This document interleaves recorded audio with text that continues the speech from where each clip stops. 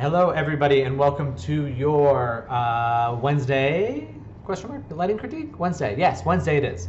So we've got a this animated shot from Ashley. We've got some still images, but we had some questions that came up just before we started recording that I wanted to hit on. I'll let this just keep playing in the background, Ashley. So it'll just keep looping, just to give something visual for everyone.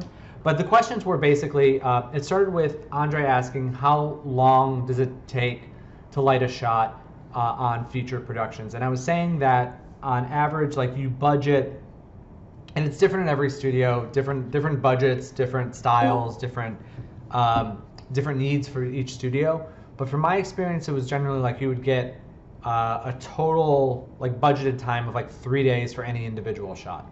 But what that means is that turns into about, you generally would have to deliver about 3 shots a week in my experience. That's like for feature films with a high quality and a big budget and all that stuff. Other studios are now, especially with like studios that are going to Unreal, are pumping things out a little faster. If you're doing episodic work for TV, it's faster than that. If you're doing commercial work, you'll hear the entire project is 6 weeks from like start to finish for everything. So it's like a mad dash just to do everything within 6 weeks. And then Aaron asked a question about like accessibility. So like talking about as a student producing things at a pace, because you have some limitations. One, I am only, I'm online for an hour a day to answer questions and give critiques. And you don't have access to a render farm on these things. So how does that play in, like how versus like when you're a student versus in production? Is that accurate, Aaron, to your question? I mean, kind of. I guess I'm wondering. So hold on, my camera. So I gotta be careful. My job is to be accessible to artists for 8 hours a day, where I critique them. They could bring up a shot 10 times, and I critique that work, and then it's then my job to send it to the next stage where the accessibility is less. Right. I guess is what I'd say. Right. So I would not characterize the relationship when I was a lead or my relationship to leads as having access to them 8 hours a day. There would be windows when you can communicate with them outside of rounds. Like the access that you have to the lighting supervisor or the directors of the film are limited to the dailies. So similar to what we do here, except for in production. Like what we do here is similar to dailies, except for there's always like 10 other groups that need the room, and so you have to get it done in a half hour or whatever. So like it's a little more time sensitive. But in terms of your because like from my standpoint, like the leads also have their own shots to produce. They also have meetings they have to go to. They also have other responsibilities other than leading the team. So I would say that you have access to them over the course of the day a few times, but I don't, like, it's not at like the beck and call of the artist to for a lead in an animated feature to always be available. Like they can provide guidance, they provide setups, they provide training when that's necessary on the shots, but I would say it's not like all day every day kind of thing. Yeah, I think you're more accurately describing like what my day is like, right? Like yeah. It might not be 8 hours, it might be 5 hours, right? Because the rest is meetings, training, it's being one-on-one with other artists that might need it. So yeah, I think that makes sense to me. And I know from the way that I work, I need to time box things where I'm like, okay, I check my email like 3 times a day, right? During the afternoon. Like I'll check it right when I start, right before lunch, and towards the end of the day. Same thing with like Slack or any other means of communication. My text, it drives people crazy, but I don't check my text that much because I can't function if I'm in these constant communication loops. Like if I'm just like constantly communicating, I'm like a gnat. I have no attention span. So what I need to do is I need to push that stuff off to the side so that, because they're deep, like lighting is a deep focus activity. Like you need to commit yourself to it for a while. You need to be in it, looking at reference, like you need to be in this headspace. You have to have your headphones on. And for me, if I'm doing that while answering questions or people stopping by, when I was in the office, like people stopping by my office, like I'm open to that. It's just it does break my rhythm, and so I try and be like, okay, so if you guys have any questions, I'll be at my desk and open from 12 to 1 or whatever the case may be, so that you know I can be here for you guys. And also so. Go ahead.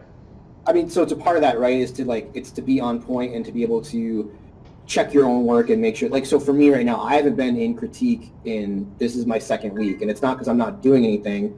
My renders are taking last night I looked at my render and I was like, there's noise on the couch. Mm-hmm. I can fix that before I send it to you, right? My lead. Yeah. And it's like, all right, well, I guess I'm going to render, and because I'm on one machine that is not a farm style machine. Right? Like the processor's not a big one. It's taken all night to do the shadow pass, and cool, whatever. Hopefully I have something tomorrow, right? But okay. I mean, that all makes sense to me. Yeah, I mean, and that happens sometimes. I think, especially when you first get a shot, it depends on how. I used to like to see. I would like to see iterations early and often. Because what would happen, I would find is people would take their shot and then they'd go off and they'd have it for weeks, and you wouldn't see it, and then they would show it to you and you'd be like with all the polish and all the comp treatments and everything all done, and you're like, yeah, this isn't really the direction we need it to go. I really wish you would have shown it to me. I'm a much bigger fan of throw in a key light, throw in a skylight, let's talk about the blocking of it. And then let's get that, and then we can get into the refinement. So I was more into that communication early on. But I mean it's not because it's also a thing too, and this is for anyone who's in a leadership position. I've noticed this, that if you make yourself this sounds weird, but if you make yourself constantly available, the second that people run into problems, they're going to come to you and ask for the solutions, and it kind of creates a system where they're a little less self-reliant and they're dependent. It's like a dependent relationship then. So what I try to do by time boxing would be okay, they know when they're available to me. Can they wait that long to talk to me, or do they figure? And more often than not, people figure it out. Because it's you hit this roadblock and you just want the answer. You're like, what's the answer? And you don't want to dig around and find it. But most of the time it's and then they'll know how to do it and be better at it. So that was something that an old mentor taught me. The more accessibility isn't always great, because it turns people that you're leading into always looking for you, and they're at their and this isn't because I don't want to help people. This is because people are genuinely at their best when they feel empowered to make the decisions and find solutions on their own. If they find the solution, it lifts them up, and they become better artists as a result. So,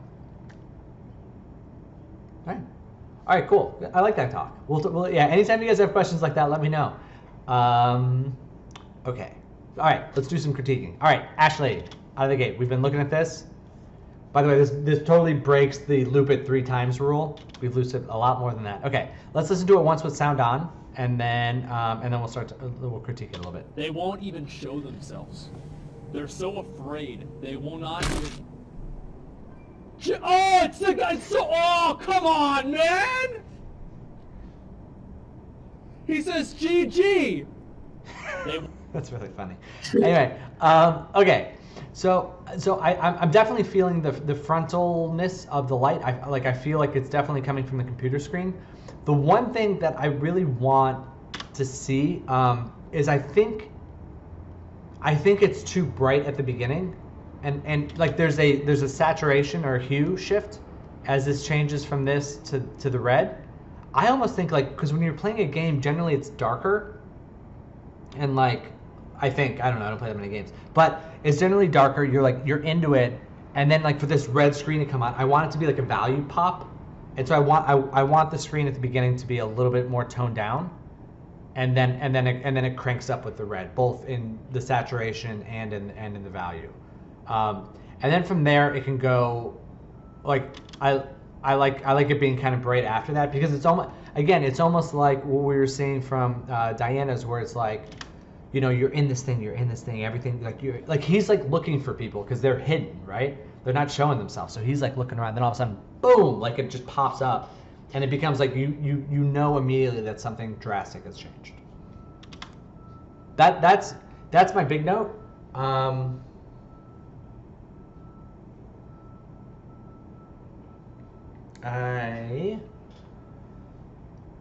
Yeah, that's the big one. The other one is like these glowy LED things. I want to see them like, you know, kind of spill the color of the light onto the keyboard a little bit, maybe a little bit onto the table here. The spec on the hair's looking really good. These two hair things, but yeah, that's about it.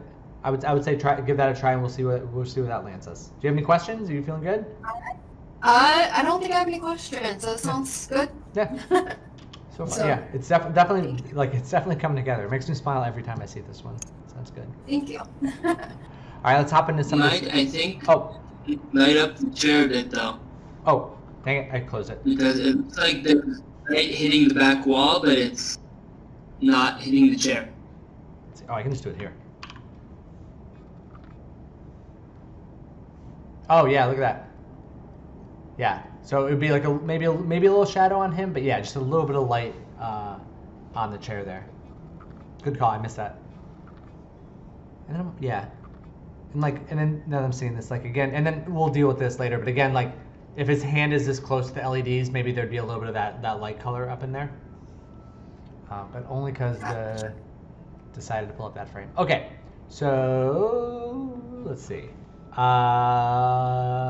We have Brenda is here. Is she here? I thought I saw her. Could be wrong. No. Jordan, you're here. Okay. Hello, Jordan. Hey, how are you? Good, buddy. Okay. So I think the hair looks 100 times better. I think that's looking really good. I think the overall layout is feeling pretty good. I wanna read the profile of the robot a little bit more, and I don't know how to do that. Because it doesn't feel like I'm trying to think.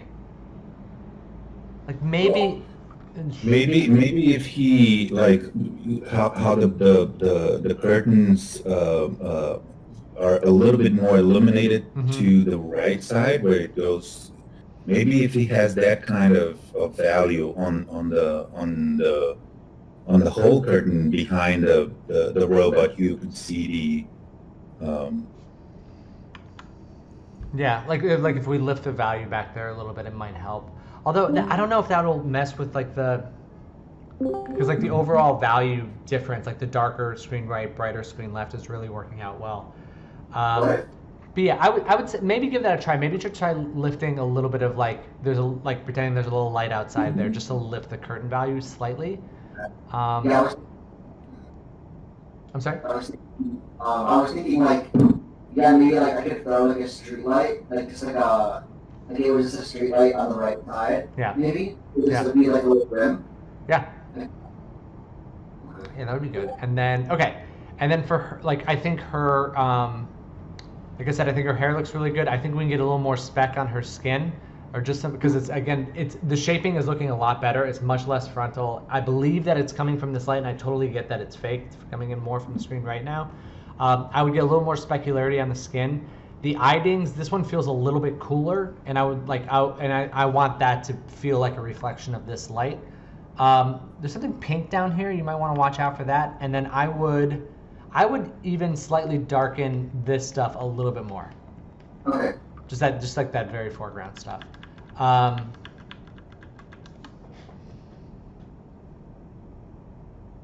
Yeah. Does anybody else have anything for this?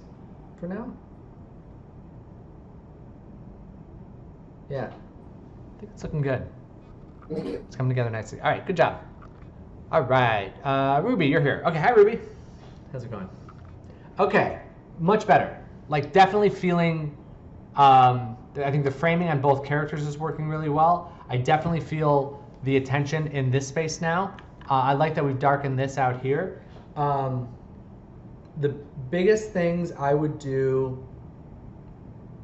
The two biggest things is and it's similar, and this might just be inherently a problem with her.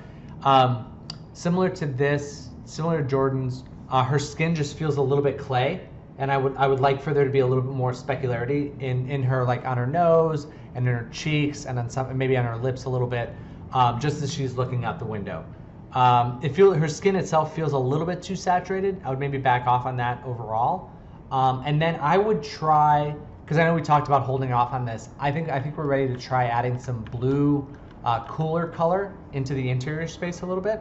Because if outside the window is nighttime, it would be very like a royal blue to purple type of a sky color. I think we can start introducing some of those values into the space a little bit. So, like again, similar to what Jordan has here, because it really helps the warmer tones pop off a little bit. And I think that works out pretty well. And then I would like to find, and this would just be a reference for now, but like I want to figure out how we want this eye to look, because I'm not quite sure. It feels just kind of cloudy and weird, and like not, and it's just the way it is. We're kind of looking at it at a glancing angle. I don't know if I just want to know, do you want it to like read as an eye? Do you want it to read as like a headlight?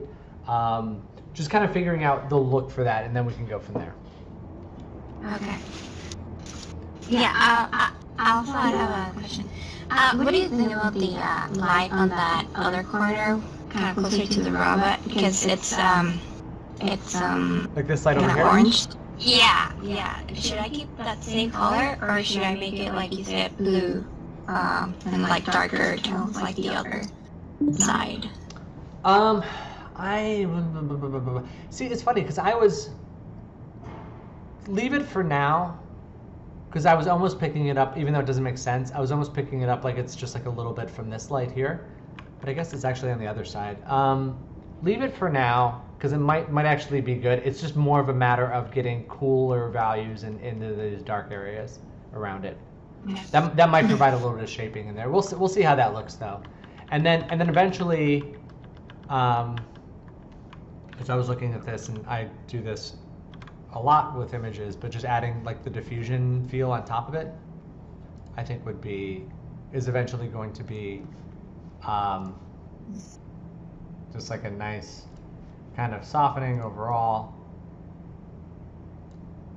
Will help this at some point, but yeah, I think it's coming together well. I think you really hit the notes well from yesterday about getting the focus in on the center and framing the characters with the prop pieces really well. So that was great. Yay! All right. Anybody else have anything for Ruby before we move on? Thank you. Yeah, you're welcome.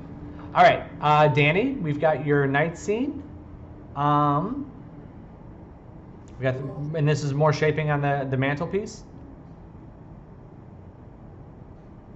Yeah, I think there's a little bit of noise in some of this, like around here.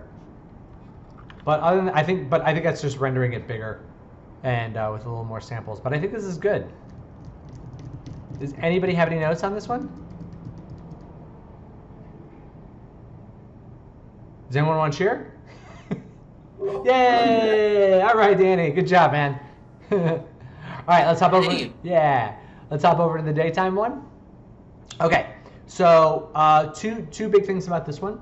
Number one is that the lights, like definitely tighter than we had it yesterday. Definitely feeling like it's coming from outside. The one issue now is that we've got shadows kind of going two different directions.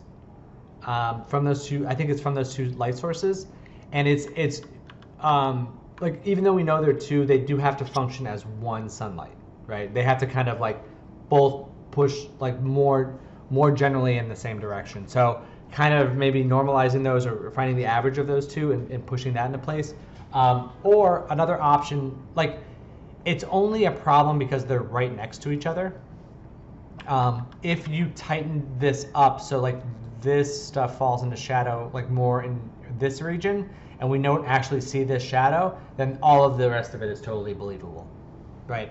So it's sometimes about not necessarily fixing the let's call it the gag, like the visual gag.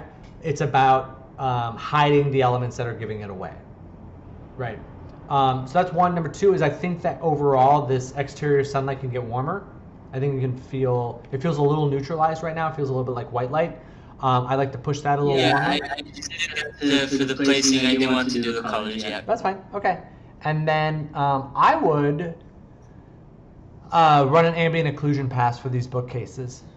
I think just like looking at them, like the back of them feels a little lifted. There's not a lot of like self-shadowing in there. I think that'll help for those. Yeah. And that would be my big three. What do you think of the balance on the walls? I'm sorry, say that again? The balance on the walls. What do you think? I think And the overall lit upness in the room. I think it's good. I want some of these corners to go a little darker. Like I like this value in here feels really good. The sunlight value feels very good. I just want like a couple areas that, and again, like tightening up this light so it doesn't quite go out as far, may create, like back here, I want it to get a little darker. But overall, it's good. Cool. Yeah. There you go. All right, now we move to your robot. All right, so this is the previous one, and this is the updated. So, so same thing with Ruby. I just want to know a little bit more about the intention of the eyes. I was laughing because this feels very bug-like.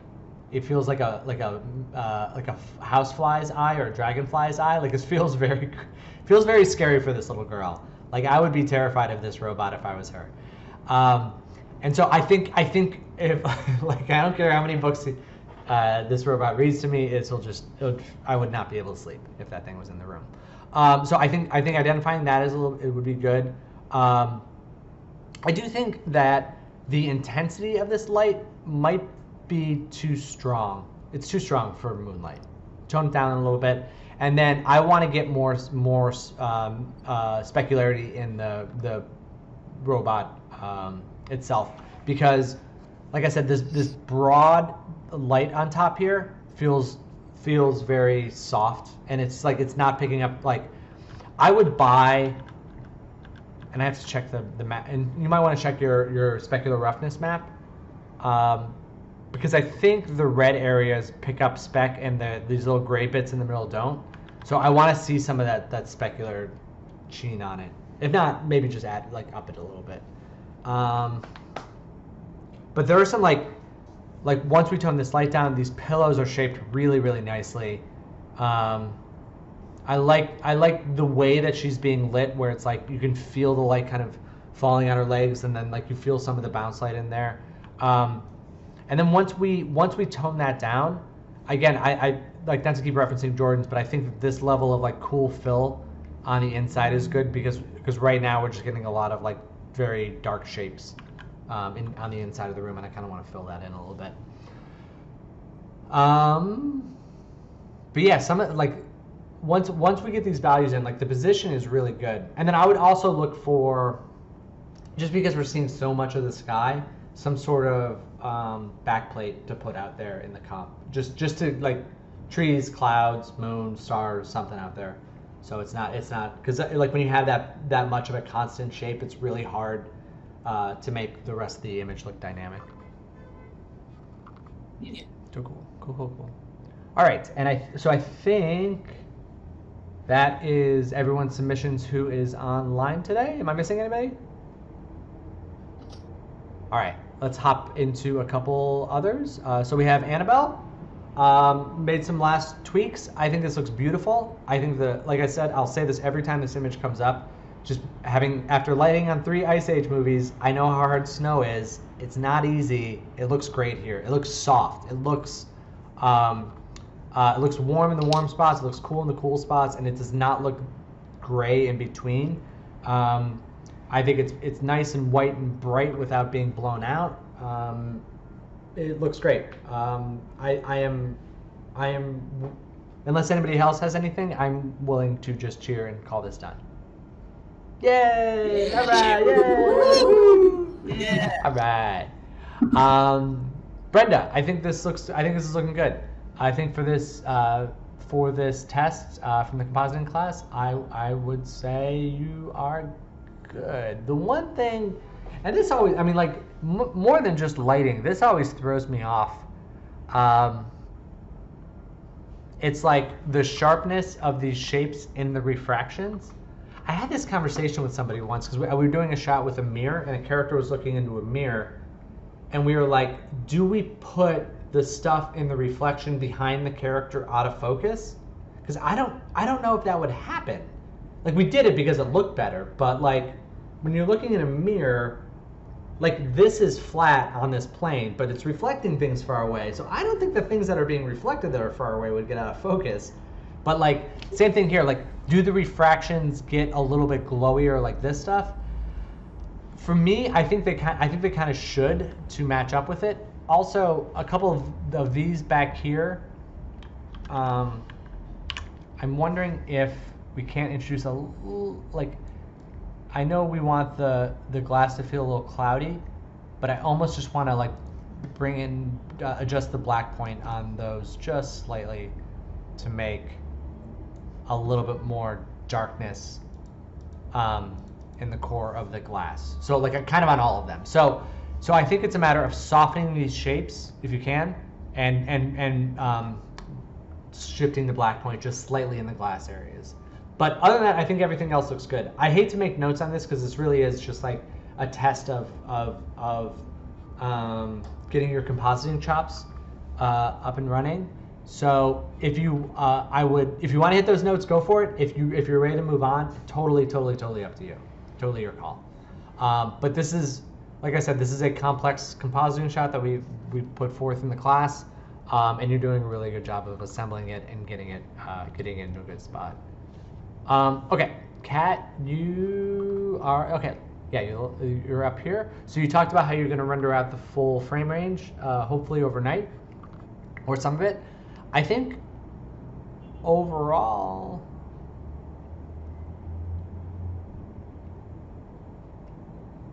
it's looking good. Minor things, this dollar bill is very bright compared to everything else down there, and like my eye just keeps wanting to go there because it's actually like even brighter than her skin tones and stuff. So I would tone that down.